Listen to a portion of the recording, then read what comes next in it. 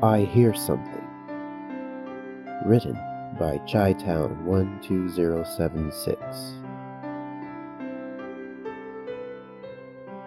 I loved spending nights at Uncle Stephen's growing up. I suffer from some mental health issues, and unlike my parents, he treated me like normal. He was a single man with no kids, but we didn't have a lame father-son type bond, more like a big brother. Uncle Stephen would let me drink soda, play video games, watch R-rated movies, and stay up well past bedtime. It was a kid's paradise, but it all changed after I spent my first night at his new home.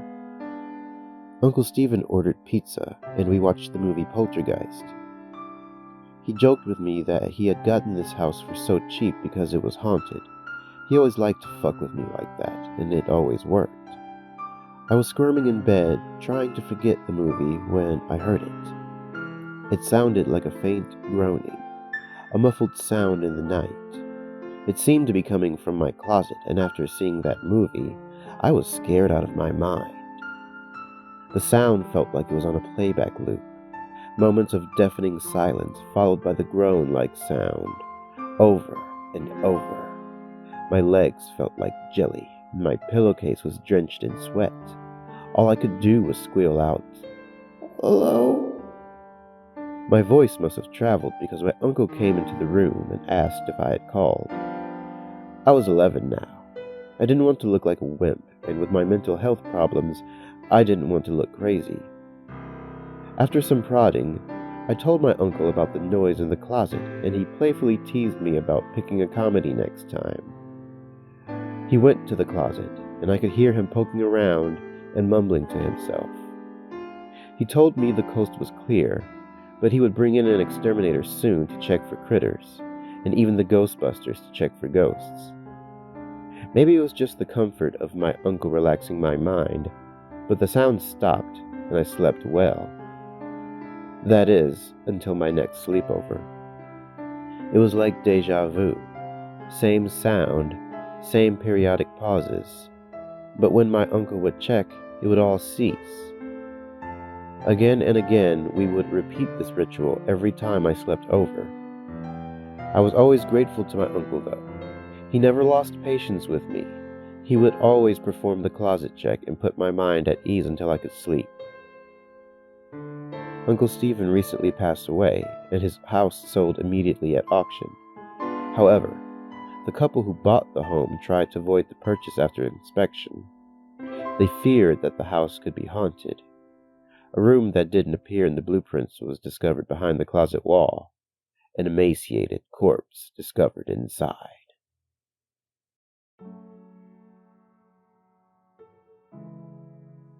Unanswered. Written by certainshadows. I found out what happened when I looked up from a cup of lukewarm coffee to see a familiar building on the screen of the break room television. A news ticker scrolling across the bottom of the broadcast to pump out a bold string of attention-grabbing words with a gruesome sense of urgency. It took only 2 for my stomach to drop, and my heart to pound thickly in my chest, and my head to swim with a sudden dizziness that struck me somewhere between stunned disbelief and indescribable dread. Active shooter. "Hey!" A voice that sounded a million miles away clamped a hand on my shoulder. "That's not where your wife works, is it?" I wish I could say that the rest was a blur, but I remember it all with tormentuous clarity. I remember the sound of my mug shattering on the floor. I remember how I gripped my keys so tightly as I ran through the parking garage that they bit into the flesh of my palm like metal teeth. I remember the angry blaring of car horns and the screeching sound of tires coming to a halt while I surged through the traffic with complete lack of caution. The whole time I never stopped calling her. I called so many times that each ring felt like a drill making its way through my skull. But she never answered. Not when my shaky hand dialed her number as I stood transfixed before the TV. Not when I tore free from my daze and raced to her office. and not when I pulled up to the wail of police sirens and the red flash of ambulance lights. I saw her co-workers. Some were embracing. Blood stains blotched across their clothes, and shock etched into their faces as they wept, while the wounded were bandaged by paramedics or rushed away on stretchers. But I didn't see her. It took 15 years to build our marriage, and just one bullet to end it. In the days following her funeral, when the grief became so consuming that not even the sleeping pills helped, I decided to visit a coworker that was still hospitalized. My reasons were selfish. I had done nothing but obsess over what her final moments had been like, and wondered if he could tell me something. Anything that might answer the questions, leaving me lying awake at night in a bed that now felt cold and empty. "They were hiding in a closet," he whispered, visibly pained by each word, his body a labyrinth of tubes and gauze. "She had a hand clamped over her mouth, and I held my breath listening to his footsteps going up and down the office. I don't think he knew where we were. Finally, I heard the sound of a doorknob turning from across the room, like he was about to leave. And then what?" His answer will haunt me forever. Her phone rang.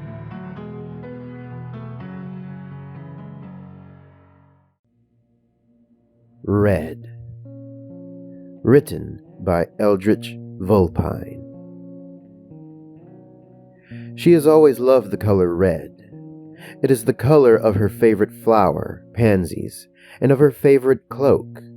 It is the color of her hair and her mother's hair, and the rust red of the wolfhound's coat. It is the color of fall and the sky at dusk. She skips along the path, the red cloak flowing around her ankles, humming to herself. She swings the basket with her, the red checkered cloth fluttering merrily in time. "Stay on the path," her mother told her, and so she does. Sometimes it is hard. Sometimes she sees cardinals, the last ones to go to bed for the day, bright flashes of red life in the deepening darkness of the woods around her.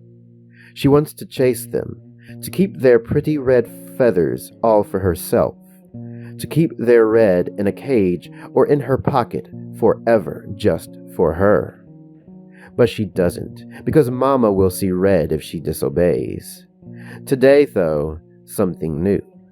She stops in her tracks, watching with head tilted as it comes closer. Huge, moving with the speed and grace of lightning.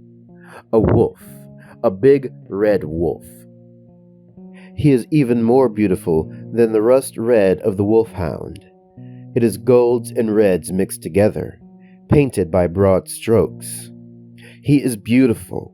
He smiles at her. His gums are so red. His tongue, there is red on his teeth, and his gold eyes glint as he speaks.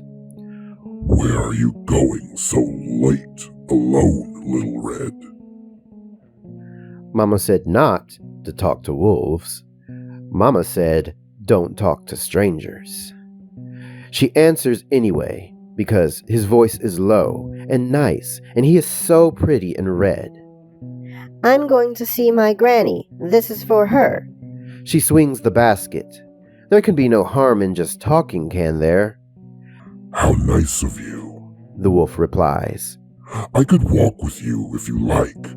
It's not safe in the woods." His teeth bare and a smile again. "Alone," he says, and the word drips red off his lips. She smiles back. She is on the path after all.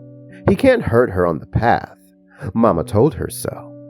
If she wanders off the path, anything can get her, but on it, she is safe from anything, even wolves. So there is no harm in letting him come to her. She will stay on the path, and he won't be brave enough to follow her all the way to Grandma's house. Wolves are cowardly. "I would like that very much, Mr. Wolf." He falls in step beside her as the last of the light fades from the sky. They walk quietly in the dark, and she is content with her new companion. He can't hurt her on the path. They talk about her grandma, her mama, her dog. He can't hurt her on the path. They talk about how beautiful the woods are at night, and in fall, his own lack of a family. He can't hurt her on the path. He tells soft, clever jokes that make her laugh, and her smile shines bright in the dark. Her ankle twists in a hole is how it happens. There is a yelp, a flash of red, red, red as the basket flies into the air. The cloak whips upward, her hair flies away from her face. Red fangs as he lunges with a great, huge, wide smile, ready for an easy meal. Red blood that slashes the air like a knife. She has always liked red, she thinks, as she strokes the soft fur of the wolf. Her fangs are sank deep into his throat, and the rich, dark red runs down her chin as she drinks. It's her favorite shade, nearly black, even prettier than his fur. Mama will be angry she stained her cloak again. She did tell her not to talk to wolves, after the last one had ruined her hard work on the last cloak. But she couldn't help herself. She did so love red. The sight of it, the smell of it, the taste. It is her favorite.